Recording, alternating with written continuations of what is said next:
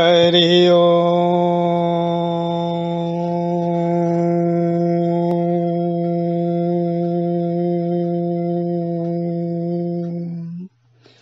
बोलिए श्री सद्गुरु भगवान की जय। बोलिए श्री गणपति महाराज की जय। बोलिए श्री गौरी शंकर भगवान की जय।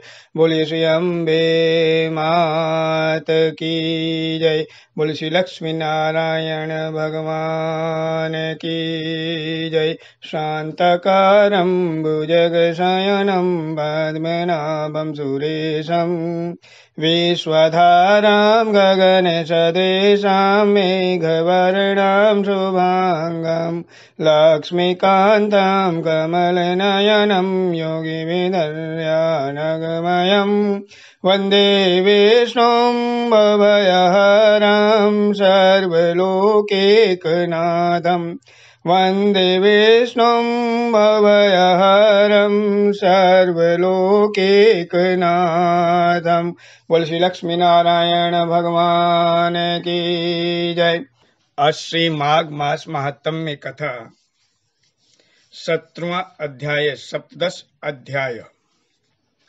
17वें अध्याय में भगवान दत्तात्रेय जी ने राजा सहस्त्रबाहु से कहा कि हे राजन, अप्सरा कांचन मालिनी ने अपना संपूर्ण वृत्तांत सुनाने के बाद उस राक्षस से कहा कि हे राक्षस, मैंने अपना संपूर्ण इतिहास आपको सुनाया। अब आप भी अपने इतिहास का वर्णन करने की मुझे कृपा करें। आपको किस महापाप के कारण इस राक्षस योनि को प्राप्त हुए हो? आपको ये राक्षस योनि किस महापाप के कारण प्राप्त हुई है? तो राक्षस बोला, हे देवी, अपने पूर्व जन्म में मैं काशी में वेद पाठी ब्राह्मण था। पवित्र काशी में उत्तम ब्राह्मण कुल में मेरा जन्म हुआ था। मैं शास्त्रज्ञ था, शास्त्रों को जानता था, लेकिन उनमें लिखे हुए कथनों का मैं पालन नहीं करता था। मैंने दुराचार का मार्ग अपनाया। ब्राह्मण होकर भी मैंने कभी भी धर्म कार्य नहीं किया। मैंने दान भी हिंसक राजाओं से लिया, क्योंकि देवी, ब्राह्मण को दान लेते समय अत्यंत सावधान रहना चाहिए। मैंने हिंसक राजाओं, दुराचारी लोगों से दान लिया, पापियों से अनेक बार दान ग्रहण किया, और इतना ही नहीं, मैंने पवित्र काशी नगरी में रहते हुए अनेकों पाप भी किए, और तीर्थ में किए गए पाप अत्यंत कष्टकारी होते हैं। मैंने स्वयं कुपात्रों से दान लिया, परंतु स्वयं कोई धर्म का कार्य, दान का कार्य नहीं किया। इसी कारण मृत्यु के पश्चात मुझे घोर नरकों की प्राप्ति हुई। मैंने पवित्र धाम काशी में पापी जीवन बिताया था, अतएव मैं अनंत काल तक नरकों में यातनाएं भोगता रहा। राक्षस कहता है, देवी, मेरे उन पापों के कारण मुझे 2 बार गिद्ध की योनि प्राप्त हुई, 3 बार व्याघ्र की योनि प्राप्त हुई, 2 बार सर्प की योनि प्राप्त हुई, 1 बार उलूक के रूप में मेरा जन्म हुआ, और 1 बार 9वीं बार शूकर योनि में मेरा जन्म हुआ। इस प्रकार 9 योनियों में जन्म लेकर अब 10वीं योनि मुझे राक्षस की प्राप्त हुई है। और इस योनि में भी मैं सहस्त्रों वर्षों का जीवन, हजारों वर्षों का जीवन बिता चुका हूं, परंतु मेरा उद्धार नहीं हो रहा है। मैंने अपने इस वर्तमान निवास क्षेत्र को असंख्य निर्दोष जीवों की हत्या से अनेकानेक योजन के विस्तार तक जीवनहीन कर दिया है। मैंने अपने इस जन्म में भी अनेक निरपराध जीवों की हत्या की है, जिसके कारण से मैं अत्यंत अशांत हूं। हे देवी, आपके दर्शन करके मुझे शांति की प्राप्ति हुई है। अब आप कृपा करके मेरे कष्ट निवारण की युक्ति बताएं। तो राक्षस के इस प्रकार दीनता पूर्वक निवेदन करने पर परोपकारी अप्सरा कांचन मालिनी ने कहा कि हे राक्षस, मैं तुम्हारे कष्टों के निवारण की युक्ति को जानती हूं। मैंने जो अगणित माघ स्नान किए हैं, उनमें से कुछ स्नानों का फल मैं तुम्हें दूंगी, जिससे तुम्हें निस्संदेह ही इस राक्षस योनि से मुक्ति मिलेगी और तुम्हारा कल्याण होगा। हे राक्षस, मुझे माघ स्नान के फल का प्रत्यक्ष अनुभव है, जो मैंने तुम्हें वर्णन किया है।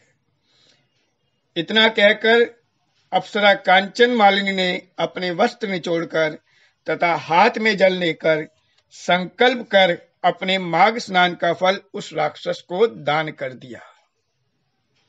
कांचन मालिनी के इस दान के चमत्कारी प्रभाव से वो राक्षस तत्काल राक्षस योनि से मुक्त होकर देवताओं जैसे स्वरूप को प्राप्त हो गया।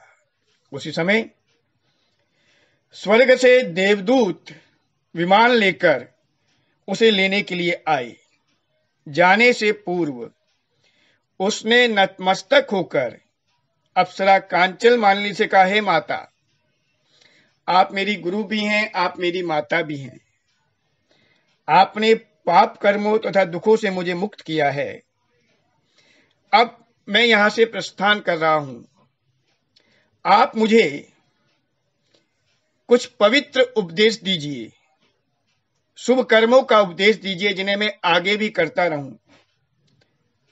जब ऐसा निवेदन उसने कांचन मालिनी से किया, तो कांचन मालिनी ने कहा कि हे सौम्य, ध्यान से सुनो।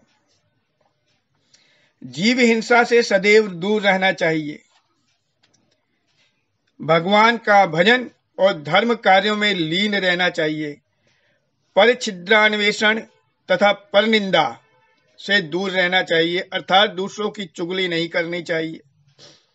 सत्य संभाषण करना चाहिए और मनसा वाचा कर्मणा धर्म में लीन बने रहना चाहिए। भगवान का भजन करते रहना चाहिए। तुम इसी उपदेश का पालन करना, इसी से तुम्हारा कल्याण होगा। कांचन मालिनी का उपदेश सुनकर वह देव कायाधारी राक्षस बोला, हे देवी, हे माता, मैं आपका अत्यंत अनुग्रहित हूं। आपने मेरे ऊपर कृपा की, मैं आपको साष्टांग नमन करता हूं।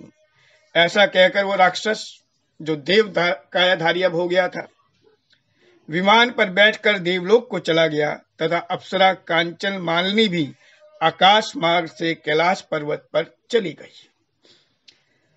भगवान दत्तात्रेय जी ने कहा कि हे राजा सहस्त्रबाहु, जो भी श्रद्धालु इस अध्याय का भक्ति पूर्वक पाठ करेंगे अथवा सुनेंगे, वे समस्त पापों और संतापों से मुक्त होकर सद्गति को प्राप्त करेंगे। उनको स्वप्न में भी कोई दुख नहीं होगा और प्रेत बाधा से मुक्त होकर जीवन भर वो धर्म में लीन रहेंगे, धार्मिक कार्यों में लगे रहेंगे। इस प्रकार से पद्म पुराण अंतर्गत माघ मास महात्म्य में 17वां अध्याय संपूर्ण हो। बोले श्री लक्ष्मी नारायण भगवान की जय। आह्वानम न जानामि न जानामि विसर्जनम, पूजां चैव न जानामि सम्यतां परमेश्वरी, मंत्रहीनं क्रियाहीनं भक्तिहीनं सुरेश्वरी, यत्पूजितं मया देवी परिपूर्णं तदस्तु मे, परिपूर्णं तदस्तु मे, परिपूर्णं तदस्तु मे। जय जय श्री राधे, जय जय श्री राधे, जय जय श्री राधे। श्याम बोले जुगल जोड़ी सरकार की जय। आज के आनंद की जय। श्री विष्णवे नमः, श्री विष्णवे नमः, श्री विष्णवे नमः, श्री हरे नमः, श्री हरे नमः, श्री हरे नमः। बहुत बहुत आभार।